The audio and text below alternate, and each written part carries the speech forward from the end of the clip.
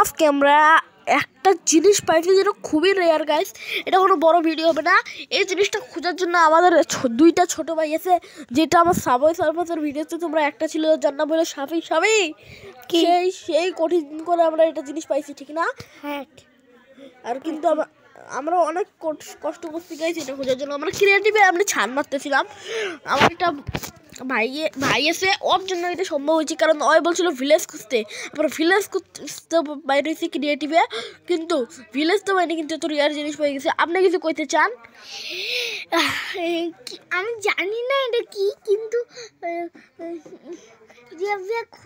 বলতেছে রিয়াজ জিনিস, মানে রিয়াজ জিনিসই এটা।